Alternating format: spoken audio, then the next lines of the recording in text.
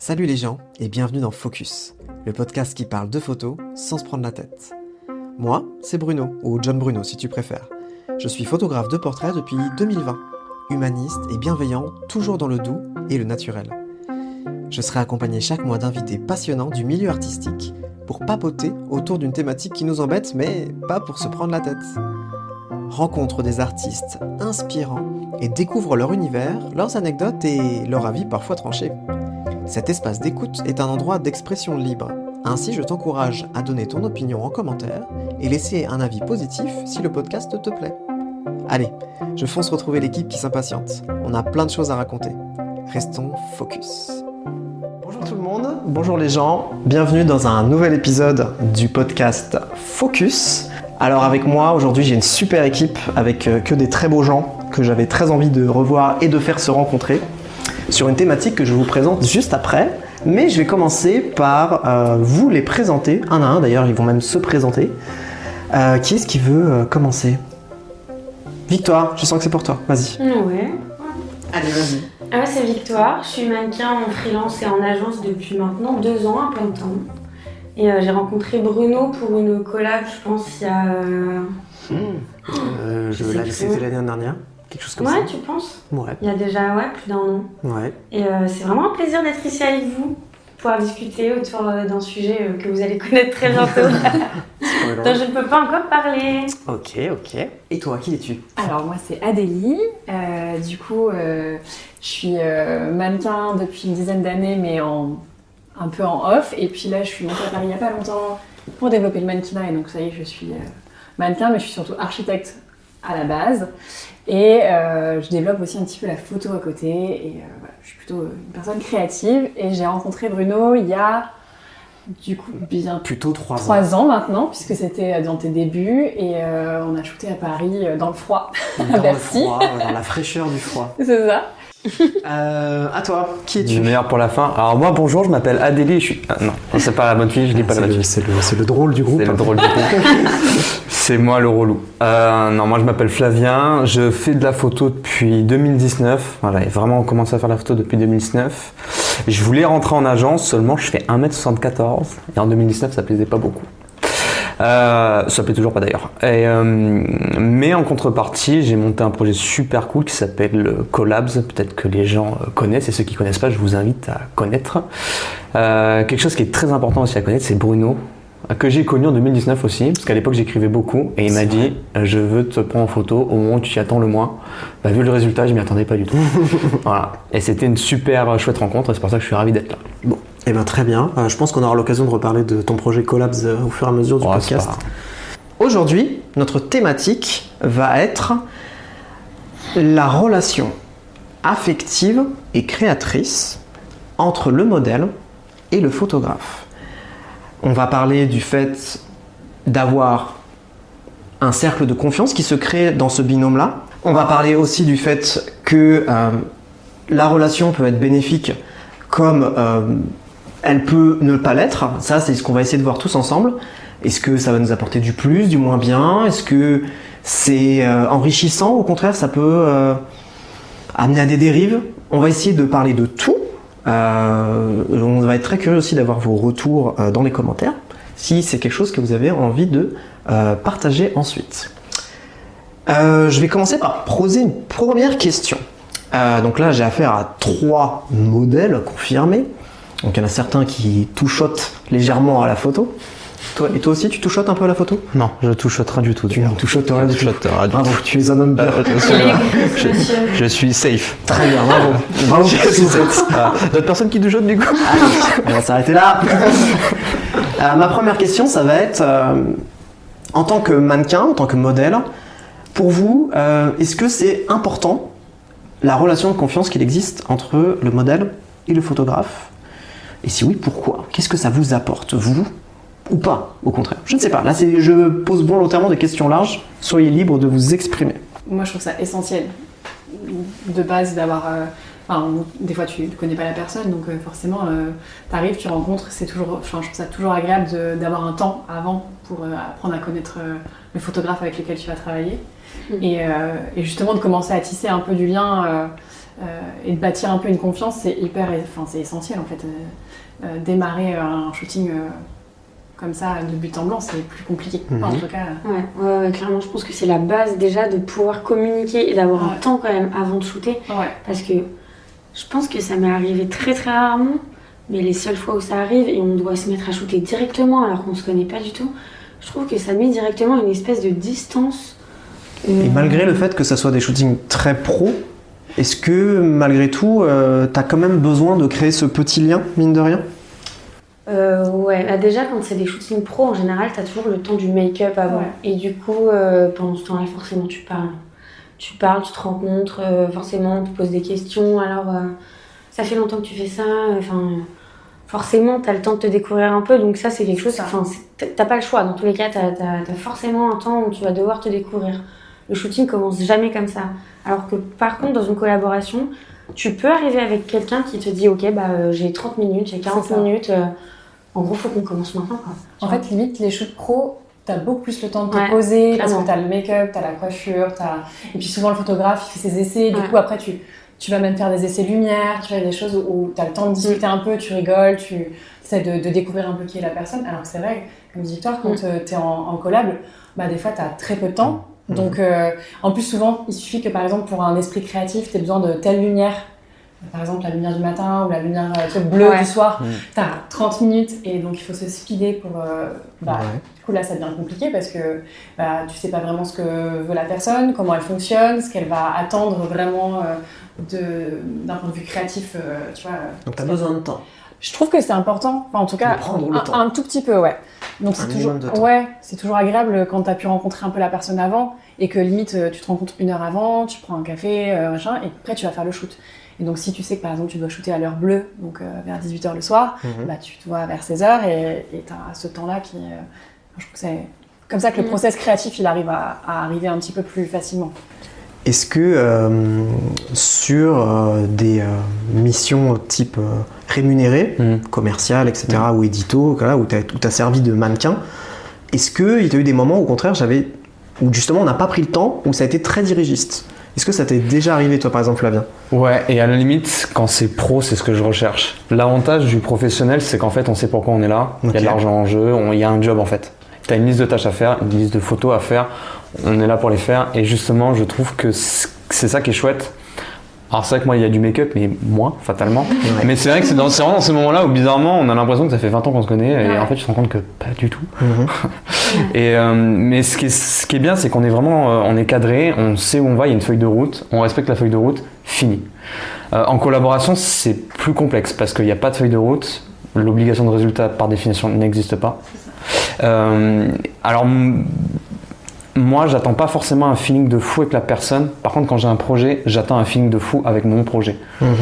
Même si avec la personne, je sens que, ok, on fera pas des blagues oufissimes, on va peut-être pas non plus rigoler comme des fous. Mais si par contre, quand je vais parler de mon projet, la personne est à fond dedans, je me dis, ok, en vrai, j'ai peut-être pas meilleur candidat sous le coude. Alors certes, je vais pas passer la meilleure heure de ma vie, mais par contre, à la fin, et là, on a vraiment créé un truc, sachant qu'on n'a que ça en fait. Si le projet parle pas, déjà demain t'as passé une mauvaise heure, voire même plus. Et en plus, t'as pas de résultat. Donc du coup, c'est un peu... Je trouve que vraiment, ça va énormément dépendre des personnes avec qui je vais passer ma journée, tu vois. Ça peut être pour une collab et qui normalement est censé être un moment de plaisir, de partage, tu vois, et qui va pas forcément finalement être... on va pas forcément être sur la même longueur d'onde, ou forcément s'entendre, ou forcément... Il va pas y avoir ce truc, tu vois, cette espèce d'alchimie, et pour autant, ça va être parfois un taf où je suis obligée d'y aller, tu vois, c'est un job, je suis payée pour être là, et au final, on va super bien s'entendre. Et la preuve, moi, il y a une photographe pour qui je taffe régulièrement pour un e-shop, et maintenant, c'est devenu carrément une copine, quoi, parce qu'on forcément, on est obligé de passer des heures et des heures ensemble. Mais on n'est pas obligé de s'entendre, tu vois, ça c'est comme pour tout, t'es pas obligé de t'entendre avec tes collègues, t'es pas obligé de t'entendre. Et pour autant, il y a parfois des jobs où c'est du travail, t'es là, t'es payé pour être là, et t'es payé pour faire ce qu'on te demande, mais tu t'entends super bien avec l'équipe, et il y a des collabs où tu y vas parce que c'est ton temps à toi, c'est ton temps libre en fait. Tu prends sur ton temps libre pour créer des choses avec des personnes que toi tu choisis de rencontrer. Et au final, parfois ça ne matche pas. Alors que tu as choisi de les rencontrer quand même. C'est quand même ton. En plus, je pense qu'on est tous les trois, à force de travailler, tu vois, on est un peu difficile, on devient un petit peu piqué sur certains choix de photographes. On a envie de. En termes de collab, hein. Ouais, tout à fait. On a envie de bosser. Quand je suis payée, je m'en fiche, entre guillemets, c'est ça, qui est le photographe. Enfin, j'ai pas ce problème-là. Je suis payée pour, c'est mon job.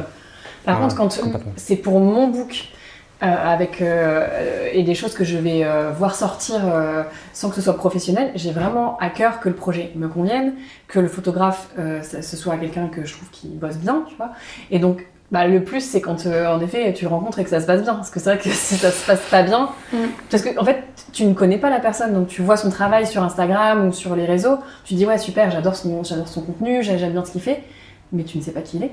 Et donc, quand tu rencontres cette personne, des fois, tu es un peu surpris et tu te dis, ah, ok, je pensais pas du tout que c'était ce genre de personne. Ouais, c'est ça. Ça peut te permettre d'écouter un peu le shoot et il y a des moments où, forcément, tu vas être potentiellement un peu déçu et donc ça va un peu moins bien se passer. Pour rebondir sur ce que vous disiez tout à l'heure, c'est vrai que quand tu bosses, alors moi, c'est ma manière très pragmatique de voir les choses, mais c'est des relations au poste 18h, on se connaît plus en fait, tu vois. Tant qu'à partir du moment où ils sont pas désagréables, où c'est vraiment, t'as pas de remarques, parce qu'on va remonter dans la haine, alors je peux te dire une chose, c'est que je gagne toujours ce jeu à la con, mais c'est à partir du moment où tout le monde est ok, c'est fine, c'est bon, tu t'en fous, tu sais pourquoi t'es là, tu vois. Dans la collaboration, ce qui est contre-intuitif, c'est que t'as le pouvoir. À tout instant, tu peux te dire, je m'en vais en fait, je te dois rien, tu me dois rien, je passe pas un bon moment, du coup je vais t'en faire passer un mauvais. Ça vous est déjà arrivé de vous casser sur un événement qui foire au point où vous disiez parce que tout à l'heure tu parlais de porte de sortie un peu accélérée. Est-ce que vous est déjà arrivé de dire bon là ça matche pas? Non, je l'ai pas dit comme ça, mais en fait j'ai plutôt fait comprendre que j'avais un truc de prévu quoi. D'accord. Et tu vois, j'essaye de dire. Par contre, du coup, là, le shooting, vraiment, on avait dit 2 heures, mais en fait, là, finalement, j'ai un truc qui est prévu et qui s'est rajouté. Donc, est-ce qu'on peut. Spoiler alerte, elle avait rien prévu. C'est vrai que tu t'es barré vachement vite pendant le premier Non, shooting. mais ça m'arrive rarement. Ça m'est déjà arrivé de devoir cutter un peu parce que tu te sens pas forcément. Tu vas perdre ton temps. Et tu vas faire perdre ton. Tu veux le faire à quelqu'un d'autre, tu vois. Et au-delà de ça, après, plus jeune en tant que modèle, femme et inexpérimentée, j'ai été avec des shootings où ça s'est pas bien passé du tout, mais en mode je me suis pas sentie à l'aise, avec des personnes qui du coup me demandaient des choses que je ne voulais pas forcément faire ou que j'étais pas à l'aise de le faire. Et là je me souviens avoir essayé à tout prix de couper court au truc sans avoir la force de dire genre stop, parce que c'est hyper dur et tu te sens hyper mal de devoir dire ça, etc. T'as le mauvais rôle. Voilà, exactement. Et puis c'est pas toujours simple quand t'es jeune, tu vois, de prendre ce recul-là. Mais par contre, d'écourter le plus vite possible quand même et de faire en sorte de plus jamais revoir cette personne, quoi. C'est ce que j'avais essayé d'expliquer dans un précédent podcast, qui était d'insister sur le fait de dire aux jeunes modèles qui manquent peut-être d'expérience, de dire que vous ne serez jamais relou à dire j'ai envie de m'arrêter, j'exige des conditions claires, j'exige d'avoir un contrat. Vous ne serez jamais relou. Ce qui va être gênant, ça va être si le photographe en face vous refuse ce droit d'imposer vos conditions. C'est la moindre des choses. Là, tu parlais du fait d'avoir un mauvais feeling sur le moment par rapport presque à ta sécurité. Ouais, c'est ça complètement. Voilà, après, moi j'appelle ça le cadre de sécurité morale et affective. Ouais, c'est ça, mon intimité, tu vois, j'avais comme ma bulle qui était en train d'être... C'est tout à fait légitime que tu dises, là, pour moi c'est trop, tu te sens plus à l'aise et que en fait la création elle existe même plus. Là. On est vraiment sur une optique de, j'ai besoin de cette porte de sortie, c'est au-delà de... La création ne me convient plus, et voilà, il faut que je m'en aille, quoi. C'est exactement ça. Alors moi ça m'est arrivé... Mais étrangement, avec la personne, on avait un très bon feeling. Par contre, à partir du moment où elle a pris l'appareil photo, ça a été une catastrophe. Ah non ? Pourquoi ? Vraiment. Ah non, mais vraiment. Sa façon de se positionner. C'était elle qui me prenait en photo et en fait le projet était naze, tu vois. Au début, tu disais on va faire ça, ça va être cool. Et sur le moment venu, les premiers tests, ça, bon, tu te dis ok, c'est un problème de lumière. Et après, tu comprends que ce n'est pas un problème de lumière. Mais là, t'as senti que tu perdais ton temps aussi. C'est bizarre, c'est le feeling créatif. Tu vois, il y a des gens... Ça arrive, t'as un feeling personnel avec la... Tu vois, tu vas bien t'entendre. Et en fait, derrière, d'un point de vue créatif, ça marche pas du tout. Et du coup, subtilement, on est passé d'un shooting à... putain, j'ai faim. Et si on allait boire un café? Ouais, t'avais plus Et l'envie. finalement, on est passé à goûter, enfin, d'un shooting à un goûter parce Ouais, que. t'es revenu à ce truc Voilà, personnel et qui te j'ai eu l'inverse. J'ai eu un photographe avec qui. Je sais pas pourquoi il était aussi coincé, mais vraiment coincé et ça prend ton énergie, tu vois, de vraiment entamer une conversation, j'ai envie de dire à sens unique. Et pourtant, créativement, c'était incroyable, tu vois. Je sais pas ce qui est le mieux ou le pire, mais en tout cas, c'est bizarre, tu vois, il y a deux feelings. Après, tu as des photographes, de toute façon, les artistes qui sont très introvertis. C'est quand même Ouais. un milieu où tu as beaucoup de gens très introvertis. Ça, c'est clair. sont de l'autre côté de la caméra d'ailleurs. Exactement, tu vois. Et en même temps, c'est intéressant aussi d'aller chercher ça parce que souvent, ils se dévoilent quand ils vont commencer à créer et tu vois, Exactement. c'est comme si tu avais une personne bipolaire.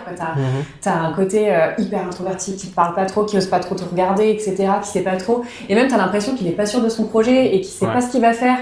Et puis une fois qu'il est dedans et que tu dis ok bah moi je te propose qu'on fasse ça comme ça et puis tu guides un tout petit peu au début, bah une fois que c'est lancé après c'est hyper fluide, il a des super idées, du coup tu peux commencer à communiquer en disant ah mais on peut peut-être faire ci, peut-être faire ça, et donc là ça commence à évoluer et tu vois bien qu'il est hyper à l'aise une fois qu'il est caché derrière sa caméra. C'est ça. C'est pas facile parce que en collab tu peux être aussi chez les gens.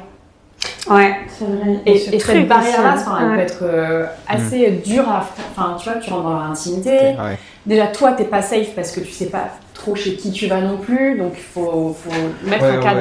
Bien sûr. Et puis derrière, bah, t'es quand même chez eux, quoi. Donc, T'as pas la liberté absolue comme si t'étais dehors. Quoi. c'est ça, tu vois, quand t'es dehors pour de la collab, ça va. Mais Ouais, quand t'es dans ouais. un truc...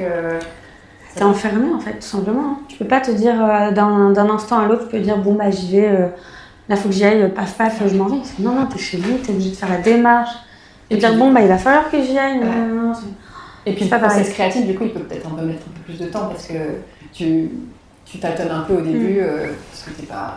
Bah, moi là, ce qui va être intéressant, je pense, c'est que en fait, dans la mesure où là, je suis le photographe du groupe, moi, j'ai affaire souvent. Alors, faut savoir que la plupart de mes clients, c'est des gens qui font leur premier shooting, ou leur premier ou leur deuxième, qui veulent une expérience bien-être, une expérience un peu challengeante. Des fois, c'est après une rupture, des fois, c'est après un événement très difficile dans la vie, une perte de poids, une maladie. Bref, il y a vraiment il y a eu des chemins de vie qui sont super intéressants.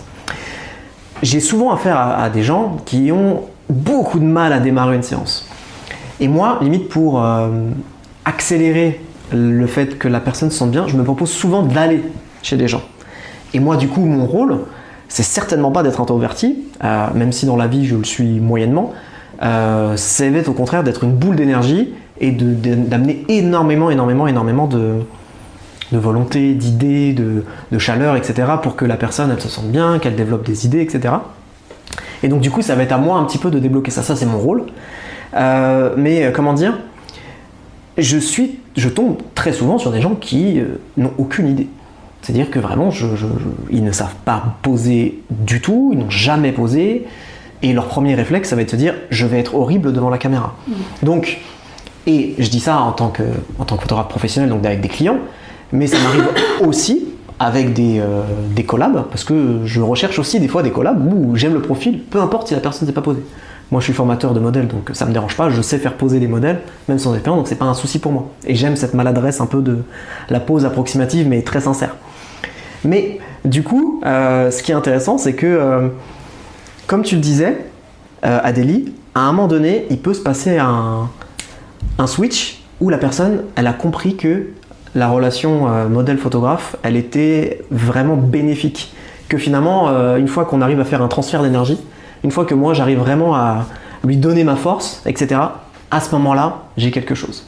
Et bien souvent, ce qui est ça qui est un peu fou, c'est que je regarde les premières photos d'un shooting. J'ai toujours un début de séance où j'ai la personne qui est très renfermée, ça se voit dans son langage non verbal. Et à la fin, j'ai en général les dernières photos qui sont toujours les meilleures. Il n'y a pas longtemps, j'ai fait une séance avec une cliente, mais où j'avais fait beaucoup de communication en amont pour que justement la personne se sente bien, parce que c'était son premier, c'était un challenge. Et donc du coup, ben voilà, c'était compliqué. Je l'ai beaucoup rassuré en amont. Je devais rester 1 heure, je suis resté 4 heures. Maintenant, on est toujours en contact, tout se passe bien. Et puis, ben, je me souviens exactement du dernier moment de la séance où on a testé bien plus que ce qui était prévu. J'étais censé faire 2 tenues, on en a fait 6. Et le dernier moment, il y a eu un rayon de soleil qui est passé à travers les stores. Je fais, bouge pas, on va essayer ça, et c'est les plus belles photos. Parce que c'est le moment où, en fait, l'appréhension est tombée, l'introversion est tombée, et que finalement, on a vraiment établi un schéma de confiance qui fait que, en fait, on se pose plus la question de est-ce que je suis bien, est-ce que je suis pas bien, est-ce que j'y arrive, est-ce que je suis à la hauteur, et voilà, cette dimension-là, on est vraiment dans un échange et qu'on se pose plus tellement la question. Mais c'est aussi, on voit, tu disais ça sur la collab qui était un peu incertaine, mais moi j'ai l'impression de vivre cette relation-là un peu avec tout le monde. Oui, c'est ça, c'est constant pour ça. Et moi, c'est ce que j'adore. Mais oui, c'est vrai, je suis totalement d'accord sur le fait de dire que, comme vous le dites, que de toute manière, dans toutes les relations photographe-modèle, il y a ce risque de se dire si ça ne matche pas, c'est chiant. C'est vrai que quand c'est pro, on s'en fout, limite d'un certain côté, parce que de toute façon, tu passes un mauvais moment, puis voilà, il faut faire ce qu'il faut. Après, voilà, c'est comme ça, puis t'es payé.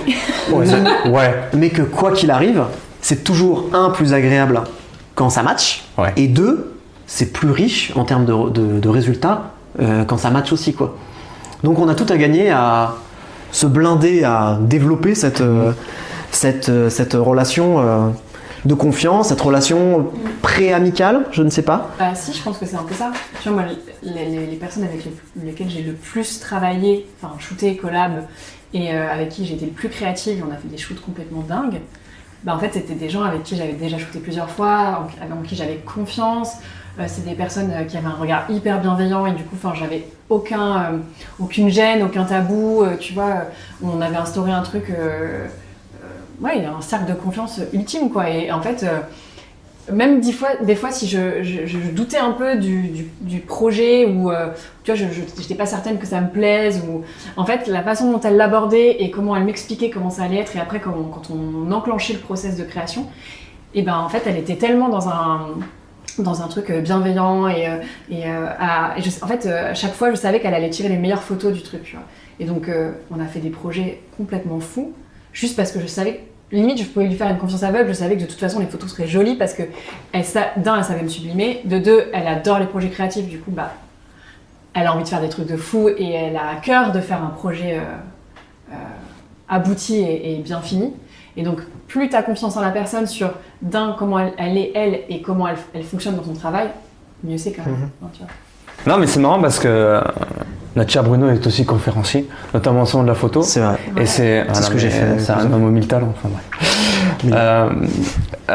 Et on avait discuté sur scène, et j'avais dit quelque chose qui avait marqué plus d'une personne, parce que c'était le retour. J'avais dit que faire de la photo, ce n'est pas anodin. On se réveille pas un bon matin en disant tiens, je vais me faire prendre en photo. Surtout pour tes clients. Et je trouve que les photographes ont une responsabilité supplémentaire. Parce que tu l'as dit, d'ailleurs tu l'as dit, le début d'un shooting part d'un événement souvent malheureux. Donc c'est vrai que les photographes, en tout cas, je trouve, ont cette responsabilité supplémentaire. Surtout avec leurs clients. Le photographe, il incarne le cadre, finalement. Le photographe, ça va être un peu moi je dis, le photographe, c'est celui qui va dessiner le tableau, qui va faire les traits, qui va faire tout, et le modèle, ça va être les couleurs. Exactement. C'est un petit peu ça, c'est-à-dire que le photographe, ça va être lui qui va placer le cadre, ça va être lui finalement qui va être le créateur du truc. Sans le modèle, moi je ne fais rien, c'est clair. Maintenant, le photographe, comme tu dis, il a cette responsabilité de rassurer, de construire, d'être organisé, d'être rigoureux, de montrer qu'en fait il tient la baraque, quoi. Oui, j'ai. Et que en fait c'est sûr que, comme tu l'as dit, c'est pas anodin, c'est ultra intimidant de poser. Même avec, je suis sûr, tous les trois, avec même de l'expérience, l'appareil photo fait peur. Il y a toujours ce petit truc de se dire, je sais pas sur qui je vais tomber, je sais pas si ça va matcher. 2, en fait, je suis peut-être aujourd'hui, je sais pas, peut-être que je le sens pas, ou peut-être que, mine de rien, il y a toujours ce côté un peu intimidant de se dire, est-ce qu'aujourd'hui je me sens bien ? Est-ce que, ça dépend aussi, en fait, si tu estimes énormément le travail du photographe avec lequel tu vas travailler, ou si tu sais que c'est un énorme projet qui coûte très cher et que tu n'as pas le droit à l'erreur, là ça devient un peu flippant. Après, quand c'est des tout petits trucs, ça va, mais c'est vrai que t'imagines, tu bosses pour, je sais pas, une marque de luxe et tout ça, que le matin t'as pas dormi de la nuit parce que t'es stressé, que le matin t'arrives avec des cernes alors que c'est un truc beauty, ça la fout. Niveau difficile. Ouais, voilà, tu vois, c'est un peu compliqué. Et toi, est-ce que tu l'as toujours ce trac malgré ton expérience? Justement, j'étais en train d'y réfléchir. Oula. En fait, ça dépend énormément. Ça dépend si je connais les personnes avec qui je vais shooter, tu vois, par exemple.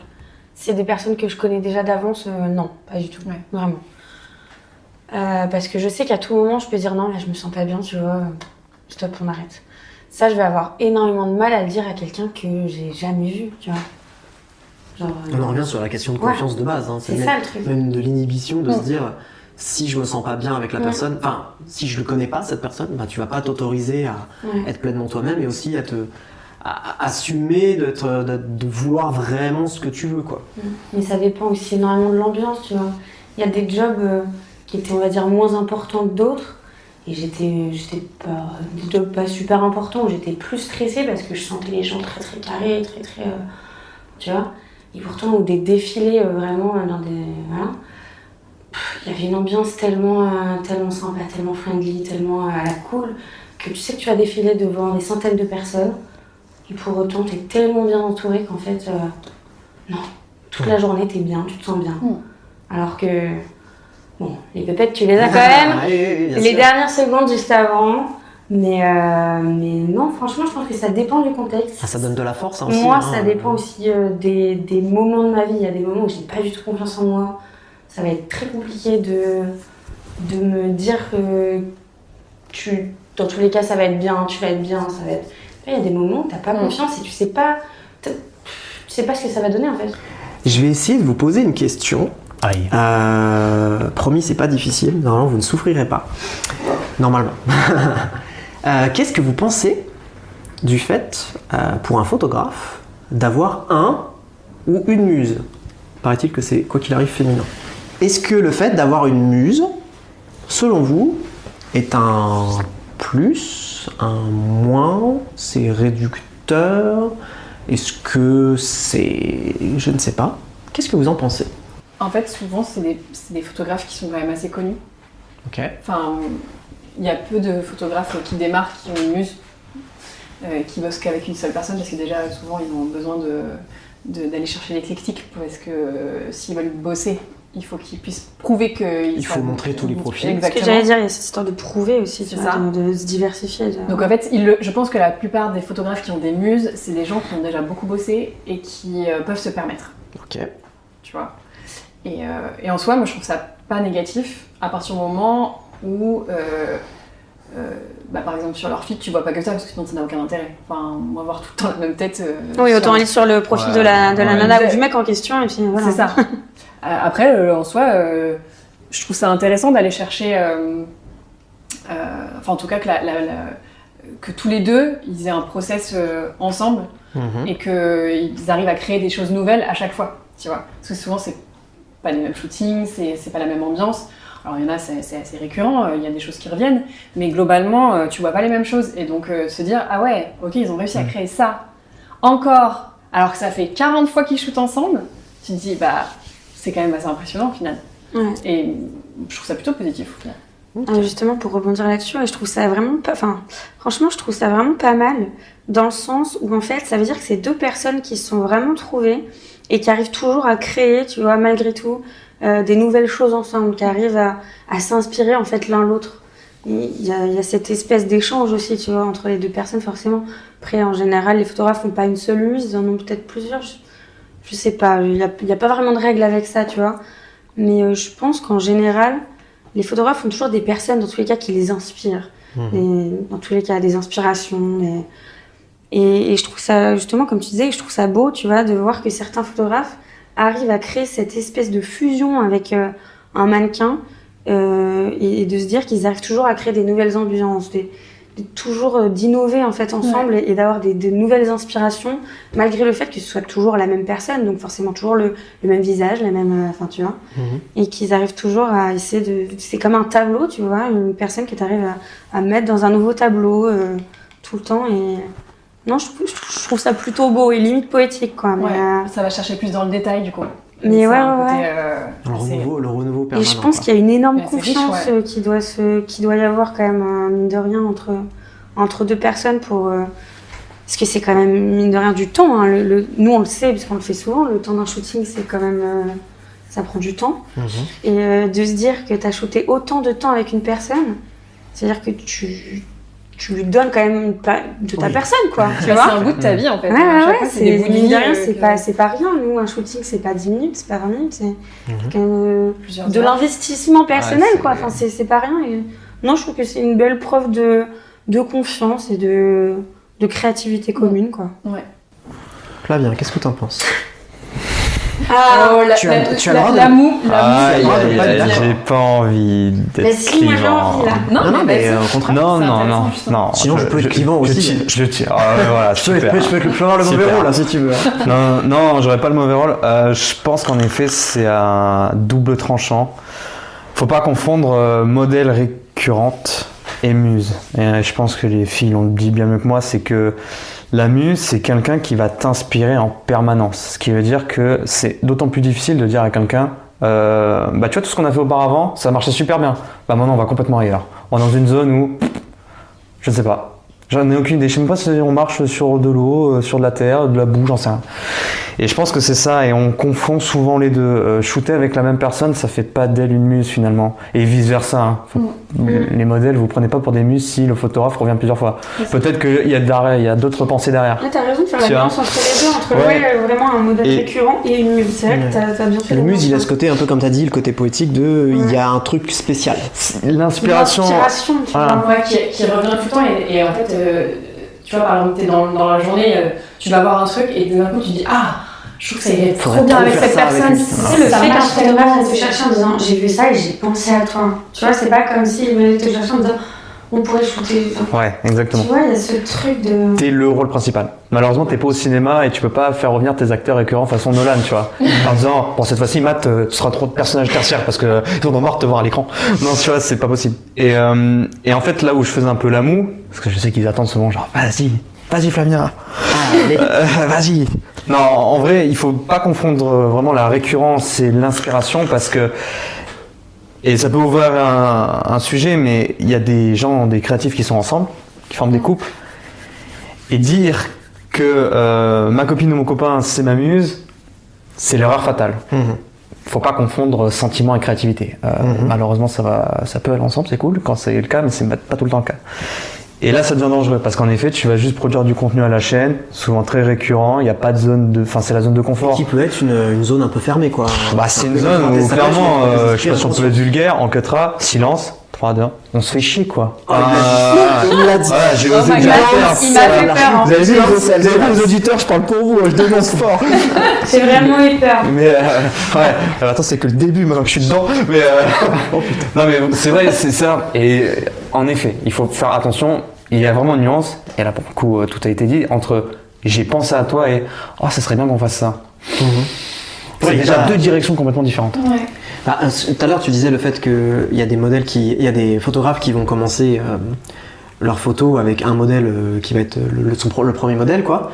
Souvent, moi, dans les clients que j'ai, je pense à mes formations, j'ai des photographes qui ont un certain âge, qui viennent me voir. En fait, leur modèle, c'est leur femme ou leurs enfants ou bien une modèle. Et est-ce que tu considères ça comme une muse?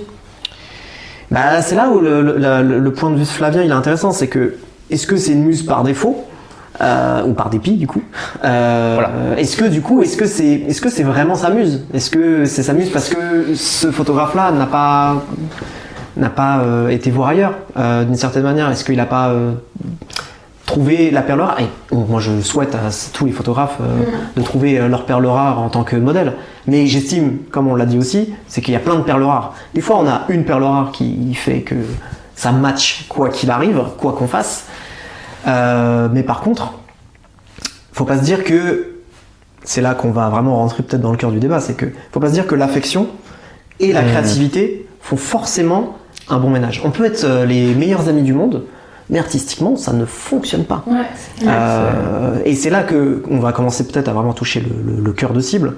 C'est que, est-ce que finalement, est-ce que finalement l'affection dans ce duo, est-ce que c'est un plus ou pas? Ou est-ce que des fois ça peut être aussi un champ un peu étroit d'esprit, de se dire puisqu'on est proche, puisqu'on est amis, puisqu'on est amant ou je ne sais quoi, est-ce que nos photos vont être plus belles encore ? Est-ce qu'on devient un peu aveugle par rapport au fait d'avoir de l'affection en tant que... Voilà, si je suis photographe et que ma muse est ma moitié, je vais être aveugle à ça finalement, parce que je vais voir la plus belle du monde. Mon regard est biaisé par définition. Ah oui, dans tous les cas. Donc, alors du coup, c'est, comment on appelle ça, l'amour est aveugle ou l'imbécile heureux, je ne sais pas, c'est un mélange des deux, l'imbécile heureux aveugle. Mais c'est pour autant, alors qui sommes-nous pour juger d'un certain côté? Et on connaît il y a beaucoup de couples qui existent dans le monde de la photo ou photographes et modèles. Là-dessus, on pourrait aussi dire, c'est muse par dépit, mais en même temps, ça fonctionne bien. Donc c'est ça qui va être compliqué, c'est de se dire, est-ce que l'affection crée forcément du plus? Et d'un certain côté, comment le savoir? Non mais c'est vrai que t'as raison, il y a cette question de par dépit, mais par dépit je trouve ça un peu dur, parce que forcément, si c'est ton ou ta chérie, tu vas l'avoir tout le temps avec toi, et quand t'as souvent envie de créer, ça va être, oui, une question de facilité, tu vois. Ouais, t'as envie de créer, forcément il est avec toi, lui aussi veut créer, ou elle aussi elle veut créer. Vous allez créer ensemble, tu vois, parce que... Ouais, c'est une question de facilité, je pense aussi parfois. Et après, quand t'aimes quelqu'un, est-ce que t'as pas envie de créer encore plus avec cette personne? La question qui va être posée, c'est est-ce que si ton photographe c'est ta moitié, est-ce que toi t'es garanti qu'il va te sublimer parfaitement en tant que modèle? Ce qui est sûr, c'est qu'il porte un regard, en tout cas, qui est bienveillant. Qui est sincère. Et qui est sincère. Donc déjà, il y a quand même une première partie qui est pas mal. On démarre. Ah oui, là, on est bienveillance maximale. Là, tu vois. Après, dans tous les cas, tu peux aussi ne pas aimer le style de photo que fait ta moitié, tu vois. Et là, c'est dur. Et en fait, ça doit être dur, ça. Donc, ouais, ça doit être assez dur parce qu'en fait, si la personne, elle a envie de créer avec toi parce que, par exemple, en tant que photographe, tu trouves la personne hyper belle et que tu as envie qu'elle soit la personne avec qui tu shootes le plus souvent, et qu'en fait, réciproquement, t'aimes cette personne, mais que d'un point de vue artistique, vous vous y retrouvez pas forcément, ça peut être un peu compliqué. Mm-hmm. Après, je pense quand même que globalement, le fait que y ait des sentiments, ça peut quasiment que rendre la photo belle, parce que c'est comme quand tu fais n'importe quoi, quand tu fais de la cuisine, que tu mets de l'amour dedans, tout de suite ton souvenir est plus beau. Ouais, puis le souvenir est plus beau, mais même de manière globale, quand tu mets de l'amour dans les choses que tu fais, ça se ressent. Enfin, tu vois. Et donc, c'est beau ce qu'elle dit. Waouh. Et je pense que quand tu mets de l'amour dans une photo, c'est beau aussi. Enfin, en tout cas, ça se voit pas, mais on pleure tous. C'est faux. Instant émotion. Merci. Mais du coup, question peut-être très con, mais est-ce que on peut être la muse parfaite d'un photographe, mais pas s'entendre du tout avec la personne? Parce que moi, est-ce que c'est incompatible? J'allais rebondir sur autre chose, c'est juste que parfois, justement, comme il y a énormément d'amour, parfois, justement, le photographe ou la modèle, ou les deux, peuvent être totalement dans le déni, en fait. De se dire... on revient sur l'amour est aveugle. T'es trop beau, t'es trop belle, ce qu'on a fait, c'est magnifique, tout ça, parce qu'il y a de l'amour, tu vois ce que je veux dire? Qui sommes-nous? Mais après, c'est la notoriété. C'est la notoriété derrière. C'est-à-dire que la base, quand tu fais des photos, c'est aussi que tu as envie de les partager après, souvent. Oui, de toute façon, c'est donc là. Voilà. Donc si tu les partages et que derrière tu as zéro retour et que ça marche pas, au bout d'un moment, tu changes de ton fusil d'épaule, tu vois. Enfin, si tu postes et qu'il se passe jamais rien, que t'es tout le temps, ça marche pas. Ok. L'amour, épisode 2. Oh là.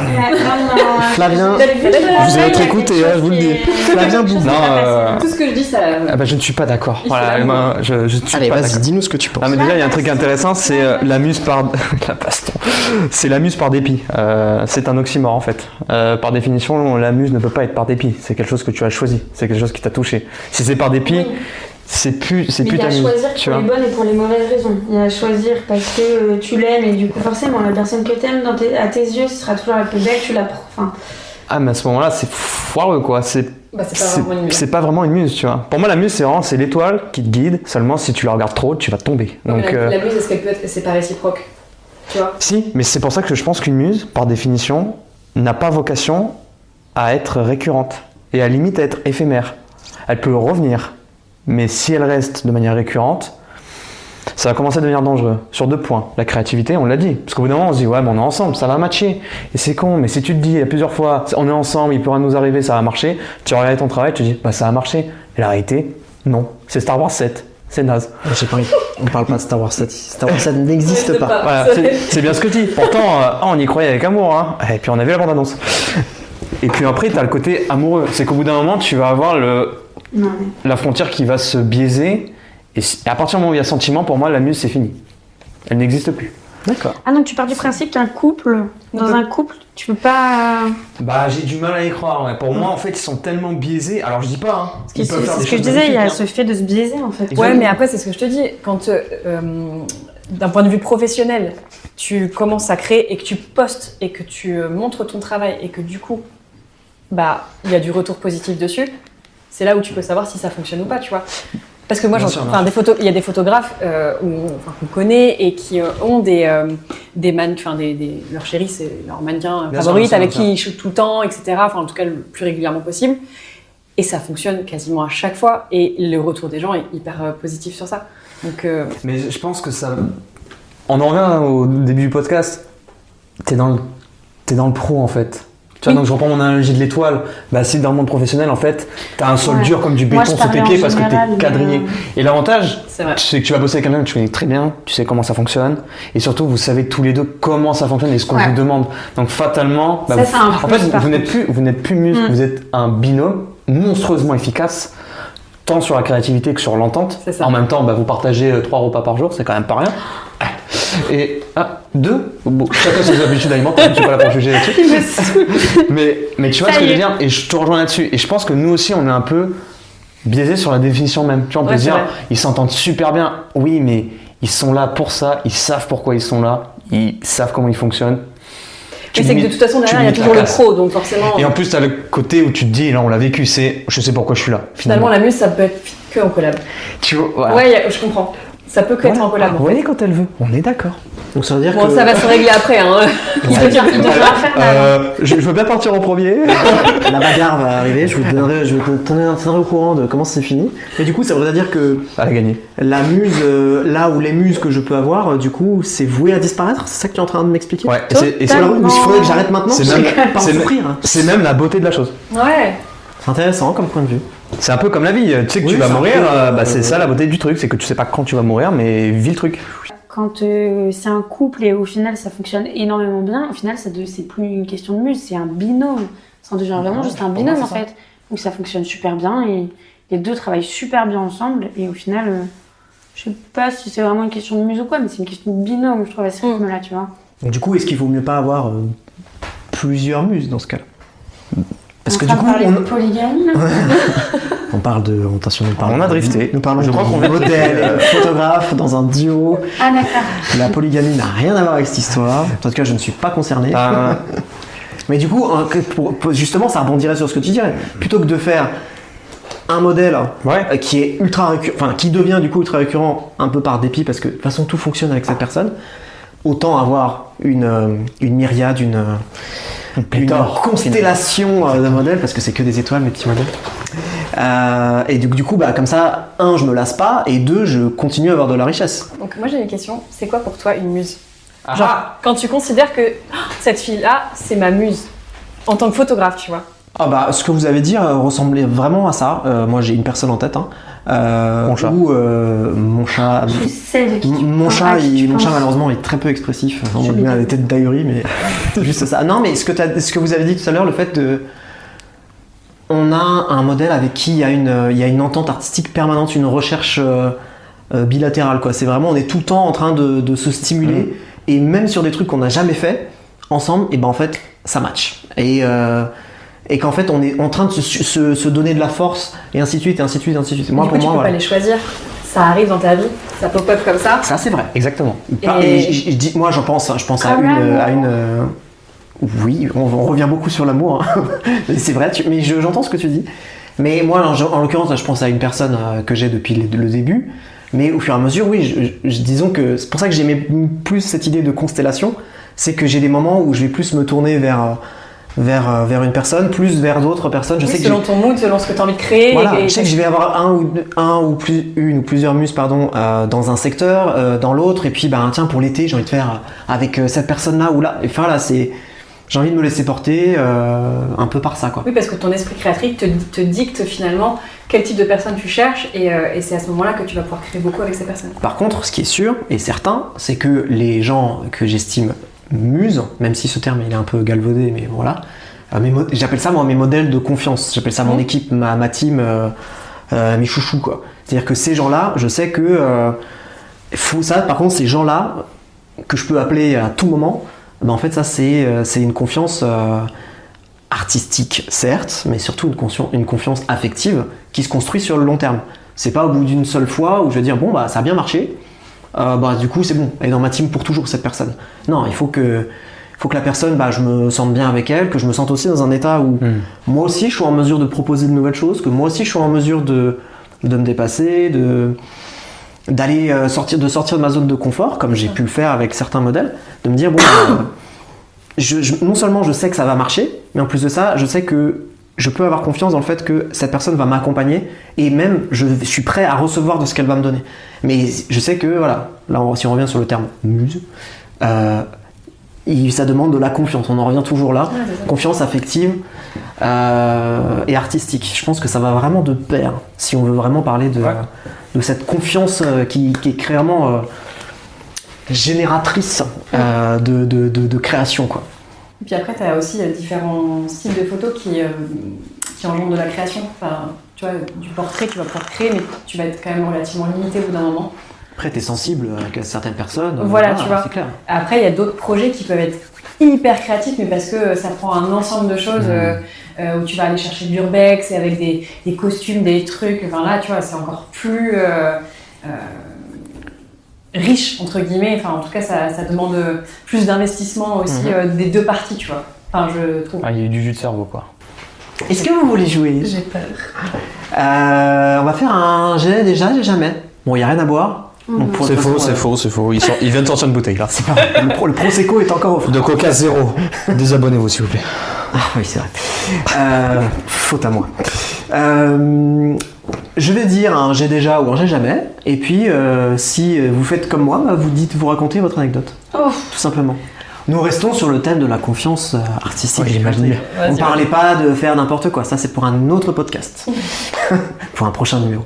J'ai déjà assisté à un shooting. Donc j'étais pas le protagoniste. Je n'étais pas l'un des deux protagonistes du shooting.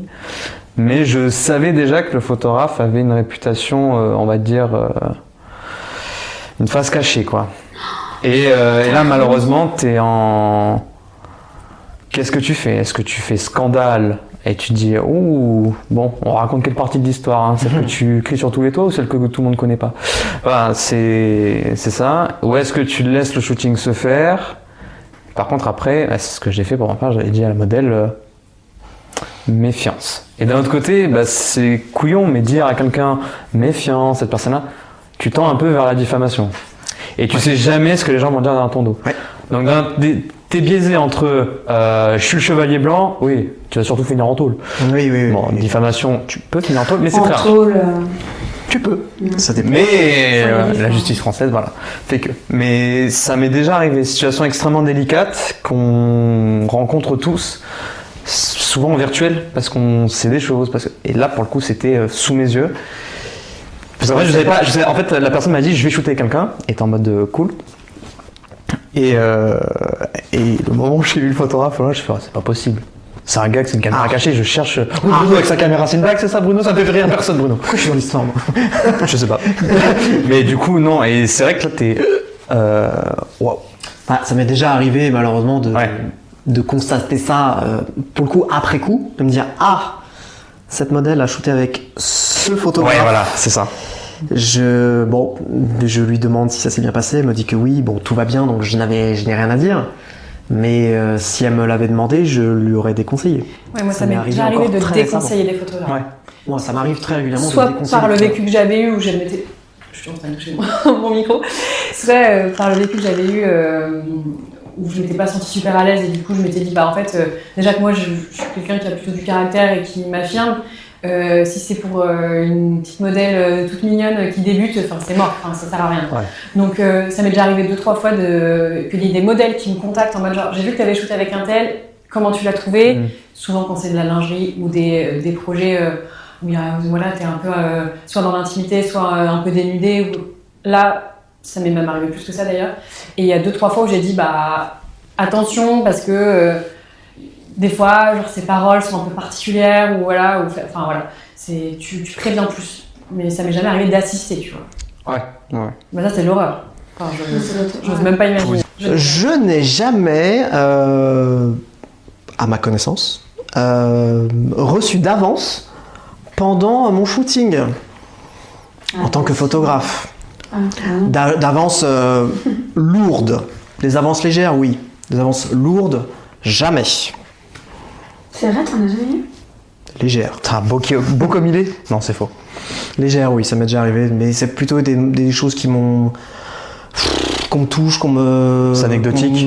Ouais, mais voilà, des trucs qui m'ont un peu dérangé, des gens trop à l'aise. Bon, je sais pas trop ce que ça veut dire, tu vois. Mais quoi qu'il arrive, des trucs qui me mettent mal à l'aise. Donc je vais pas l'interpréter comme des avances, mais des choses qui m'ont dérangé, des contacts, des trucs comme ça, voilà.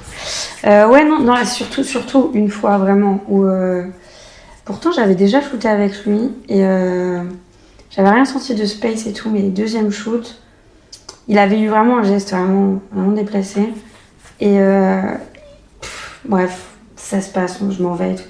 Par message, après, il s'était permis de me dire ouais, mais c'est juste parce que je te trouvais jolie ou je sais pas quoi, je suis vraiment désolée, je m'en veux, je sais pas quoi et là tu sais pas quoi faire, j'étais en mode limite, je m'en parle plus en fait, je préfère faire comme si. Au final, il m'a fallu du temps, tu sais, pour réaliser et me dire, mais en fait. C'était pas normal. Bah non, c'est pas normal du tout. Oui. Et je m'étais dit, en fait, on s'était tellement bien entendus que j'arrivais pas à me dire, tu vois, c'est vraiment pas normal. Et au final, non, j'ai vraiment mis du temps et au final, après, j'ai plus jamais re-shooté avec. Voilà, mais non, c'est pas. Ouais. C'est pas foufou comme sensation, tu sais pas trop quoi te dire, t'as pas envie de dramatiser le truc. Oui, on t'objectifie aussi, donc voilà. Il y en a qui sont un peu lourds, t'as l'impression qu'ils ont sorti les violons et ils te font des compliments, machin, donc c'est un peu gênant, surtout quand t'es en body ou en lingerie ou quoi, et tu te dis genre, c'est pas le moment de faire des compliments, quoi. Contexte. Ouais, c'est ça. T'as envie de te rhabiller.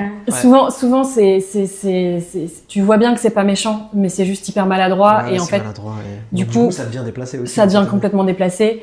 Moi, sur ce genre de shoot, j'en ai pas tenu rigueur parce que j'ai vite fait comprendre que bon, on continue de shooter et on avance et on arrête des conneries, quoi. Mais finissons. Ouais, mais c'est ça. Mais c'est vrai que ça m'est jamais arrivé d'avoir un truc vraiment lourd où genre il y a quelqu'un qui met la main ou souvent on m'a demandé est-ce que tu m'autorises ou je dis oui ou non, mais voilà. Genre, est-ce que je peux enlever tes cheveux, remettre ton machin, repositionner la robe? Ça c'est déjà arrivé, tu vois, mais jamais des trucs lourds au final. Alors, avec des photographes, jamais, pour le coup. Ouais. J'ai déjà fait des shootings duo, ou même pendant des meet-up. C'est surtout pendant les meet-up, en fait. C'est pour ça que j'en avais fait de moins en moins, putain de temps, parce que tu sais jamais sur qui tu vas tomber. Donc, c'est un peu la roulette russe. Mais ouais, j'avais fait un duo avec une modèle. D'ailleurs, les photos sont jamais sorties à cause de ça parce que je voulais pas, tu vois. Ouais, ça me. Ouais. Même si personne ne le savait, tu vois, parce que pour moi, c'est une histoire qui s'est essoufflée et tout. Mais ouais, c'était. On va dire du modeling classique, voilà, un peu de complicité, un peu machin. Meetup, en plus, comme il y a pas mal de monde en général, ouais, alors, Meetup, c'est la fameuse maladresse. Tu sais, c'est au bout d'un moment, on a compris, je suscite un intérêt chez toi, moi, non, faut comprendre, maintenant. Voilà. Et c'est vrai que je suis assez direct. Et là, je savais que si j'étais direct, je fracassais le Meetup. Tu vois, on était 10 et on était très compact, donc... La remarque de trop qui fait que t'as encore Flavien, c'est pas vrai, on l'invitera plus. Mais sinon c'était en shooting où en effet la main qui se rapproche un peu trop quoi de la zone de tous les dangers, j'ai envie de dire. La zone rouge. La zone et le pire, et là où j'en veux beaucoup plus aux photographes qui le voyaient très bien et qui se sentaient en mode coquin. Et au fond de moi j'ai envie de dire à tout moment je dégueule. Non, vas-y, c'est au choix, tu vois. Et la modèle, ouais, pas. Et pourtant, j'étais direct. Hein. Et c'est intéressant parce que ça permet aussi de replacer le fait que déjà la solidarité masculine dans ce contexte-là vraiment est vraiment pas de bon goût. Ah ouais. Clairement pas. Non. Dans le sens où, si on est dans un contexte de création de professionnel de photo, modèle, photographe, on n'est pas dans un contexte de séduction, on n'est pas dans un contexte de machin. Donc, s'il se passe des choses ailleurs, etc., avec des adultes consentants, chacun fait sa vie et il n'y a pas de problème avec ça. Par contre, dans le cadre d'un shooting, en fait, il y a des règles à respecter, voilà, et qu'on arrête une bonne chose. C'est pas parce que on tombe sur des hommes que les hommes, ça leur fait plaisir de se faire draguer alors qu'ils sont pas là pour ça. Que tous les hommes ne sont pas des pénis ambulants et qu'il y a aussi des hommes qu'en fait, qui veulent bosser et qui veulent juste ne pas être harcelés parce que c'est une forme de harcèlement aussi. On aurait pu carrément dire genre là j'arrête, tu vois. Ouais. Ouais, t'aurais été légitime, J'avais 24 ans et T'imagines pas de caractère. l'inverse en plus? Tu vois ce que Ah je bah veux oui, dire? si on imagine l'inverse, on se dirait mais c'est inconcevable. T'imagines? Mais c'est pour ça que je parlais de solidarité masculine, c'est que on a tendance des fois à penser, à se dire que mais si c'est un mec ça va, c'est pas grave. C'est pour ça. Et c'est ça il faut en parler parce que moi là en tant que photographe là aussi je vais dire un truc. J'ai reçu un nombre de nudes non consentis. C'est des modèles qui préparent leur séance et qui se sentent très à l'aise de m'envoyer des photos en lingerie, en nu. Après j'ai eu des couples un peu étranges qui pensaient que... Ah oui c'est vrai. Voilà, j'ai eu un arc qui vient à peine de se terminer avec des couples libertins qui décident d'aller sur mon compte pour faire leurs photos. Éventuellement m'inviter. Alors à chaque fois, je suis désolé, mais j'ai oublié de couper le gaz chez moi. Je peux pas venir. Voilà. Et ce qui est fou, et je me suis retrouvé plusieurs fois, alors même à l'époque où j'étais en couple, de me retrouver avec des photos de nus qui me sont envoyées, alors qu'en fait, non, en fait les gars, qu'est-ce que vous faites là? Il est 20h, je suis dans le JT. Des filles qui veulent des photos pour leur plateforme privée, qui me disent j'aimerais des photos dans ce genre-là, où je me retrouve avec des photos topless quoi. Nous allons passer à la conclusion, parce que ça fait très longtemps que nous discutons, et ce podcast est merveilleux, je vous aime d'amour, c'est trop bien ce que vous avez fait tous ensemble. Nous allons finir par une recommandation, et je vais commencer moi d'abord. Je vais recommander ma muse, que peut-être vous connaissez, qui s'appelle Jen Ortega, jen.ortg sur les Instagram, qui est ma modèle depuis septembre 2019. Et tout ce qu'on s'est dit sur les muses lui correspond parfaitement et correspond parfaitement à notre relation photographique. Ce qui est fou, c'est qu'on se nourrit l'un l'autre artistiquement, on a une confiance aveugle dans le... Enfin, je sais que si je veux tenter quelque chose de nouveau, j'irai vers elle parce que je sais qu'elle me fera confiance et qu'elle aura des clés. Je ne sais pas ce que ça donnera, mais en tout cas j'ai confiance d'essayer les choses avec elle. Ça se voit encore on bosse ensemble. Et ce qui est fou, c'est qu'on a fait 25 shootings, quelque chose comme ça ensemble, ce qui est quand même pas mal. Hein. Et dernièrement, on a fait une séance studio que non. On a fait une séance studio il n'y a pas si longtemps que je savais pas trop où ça allait aller parce que c'était pas trop mon délire. Je l'avais fait surtout pour ma petite stagiaire qui m'accompagnait. Et je me suis surpris à adorer ce qui était sorti et je lui ai envoyé des messages en disant mais Jen c'est fou, c'est encore une séance où on fait un truc nouveau et encore c'est génial quoi. Moi ça va être la photographe avec laquelle j'ai le plus travaillé qui habite à Tours mais elle peut se déplacer. Très bien. Tours City. Voilà Tours City. C'est Isole Buffy. Je la recommande parce que déjà c'est une personne artistiquement parlant assez incroyable. Elle a énormément d'idées, elle est costumière à côté, donc elle a beaucoup de choses à proposer en termes de mood, en termes de projets divers et variés, que ce soit si tu as envie tout simplement de te redonner confiance, elle propose plein de typologies de projets. Moi j'ai vraiment tout fait avec elle, on a fait des trucs très simples, du portrait très simple, on a fait avec des fleurs, des trucs où je me collais des fleurs sur le visage, on a fait, j'ai même fait avec ma maman, du coup j'ai réussi à ramener ma maman plusieurs fois avec Isole, et on a fait aussi beaucoup d'urbex, c'est avec elle que j'ai fait le plus d'éditos, magazine aussi, et je pense qu'on est à peu près à 35 shootings ensemble, donc tu vois, c'est vraiment une photographe. en qui tu peux avoir totalement confiance et donc que tu démarres ou que tu aies fait plein de projets et que tu as juste envie de faire des trucs qui font go. Elle nous la vend vachement bien. Ça transpire la sincérité de Il y a de l'amour dans les recommandations. Ouais. Obvious. Ça va pas être sorti de nulle part pour vous. Ce serait Pix by Juliette. Parce que Juliette, pour moi, c'est la personne qui m'a fait découvrir le monde de la collab, en fait. Très clairement. Avant, pour moi, la photo, c'était que du taf. J'avais jamais fait de collab. Avant, toutes les photos qui étaient sur mon compte ou ce que j'avais fait dans ma vie, c'était que des jobs, en fait. J'avais jamais... Ah si, j'avais déjà fait une fois avec un photographe qui s'appelle Paolo Caruzzino, qui est architecte et qui travaille très très bien, qui fait des super photos d'ailleurs. Mais c'est vrai que l'univers de la collab et des meet-up et de ce milieu, ça a vraiment été Juliette. Et non, c'est vrai que je sais que pareil, en fait, je peux l'appeler à n'importe quel moment parce que j'ai une idée, j'ai un lieu, j'ai quelque chose qui me donne envie, j'ai rien qu'une tenue, une couleur, ça peut tout être. Et elle va me suivre. Et peu importe ce que je vais lui dire, je sais qu'elle va me suivre et je sais que là, en plus, elle a envie de changer sa façon de travailler, elle cherche des nouvelles personnes, elle a de nouvelles inspirations, donc forcément, j'ai pensé à elle. Donc franchement, n'hésitez pas à foncer. Si jamais vous avez quoi que ce soit, n'hésitez pas à lui envoyer des messages. Franchement, top. Voilà. Le meilleur pour la fin, je ne sais pas. double reco et double passe D. Merci. Je t'en prie. Parce que c'est grâce à Juliette qu'on s'est rencontrés. Ouais. Déjà. Ah oui, c'est vrai. Alors je sais pas si on doit lui dire merci, mais on va le faire quand même. Ouais. Bienveillance avant tout. Cœur sur vous. Les meilleurs ennemis, S2. Et la deuxième passe D est légèrement plus subtile, mais c'est vrai que Juliette est connue aussi pour ses meet-up. Ouais, donc la c'est partie vraiment organisation est centrée sur les rencontres. Et c'est là où on arrive à mes deux recommandations. Je fréquente beaucoup la communauté lyonnaise depuis 1 an quasiment. Et il y a deux structures qui ont popé un peu de nulle part, qui sont des amis proches. La première, c'est Signature Lyon, donc qui regroupe Myron David, Thomas Aminada et Jérémy Talent, qui sont 3 très très bons photographes aussi. Ils sont vraiment leur style à eux, qui pareil savent vraiment mettre à l'aise. Jérémy est très très drôle. Et Tom et David qui ont pareil une manière de dire la chose qui font que t'es dedans d'entrée de jeu, tu vois. Et ils ont créé leur structure pour se lancer dans l'univers impitoyable de l'entrepreneuriat, mais dans la photo, donc ça c'est cool. Donc ils organisent des workshops, des meet-up, des voyages. Là ils ont prévu un voyage au Canada, voilà, donc vraiment voyage photo pur. Donc tu voyages, en plus tu reviens avec plein de photos, plein de souvenirs. Donc très cool.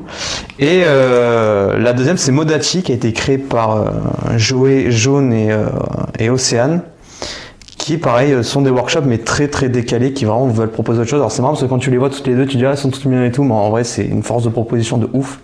Et j'adore encourager les projets comme ça. Là dernièrement elles ont réussi à avoir un cinéma que pour elles. Donc elles ont fait un workshop, mais genre quand je te dis que pour elles, elles pouvaient tout faire dans le cinéma. Ils ont même utilisé la machine à popcorn. Pour te dire, ils ont eu accès aux salles à la vidéoprojection. Ils avaient des talkie-walkie, genre tu peux activer. J'ai eu des retours incroyables. Et là, elles ont d'autres propositions qui sont complètement lunaires. Elles sortent de nulle part. Elles ont démarré en février. Et juste pour ça, c'est plus que naturellement que je les recommande. Eh bien, écoutez, merci pour toutes vos recos. Je recommande aussi Collabs, l'application Collabs, qui est en chantier, en rénovation. Il va se passer plein de choses. Ça fait 8 ans qu'il me dit ça, mais... Tu l'as donné quand Ah là là. Un Coca Zéro, dis-toi. Pas assez. Merci à tous les 3 d'avoir été là avec moi pour cet épisode de podcast qui était génial. Je vous remercie. Franchement, vous avez trop assuré. C'était trop Merci bien. à toi. Je pense qu'on a évoqué plein de choses trop intéressantes, plus et mieux que ce que je pensais. Donc c'est parfait. Je savais pas trop où est-ce qu'on allait, et puis ça s'est fait tout seul. Et puis je vous ai confiance, et ça c'est bien fait. Tiens, on en revient sur l'esprit créatif, la confiance et l'affection. Bref, je vous dis à la prochaine pour un prochain épisode. On s'est compris. Pourquoi pas.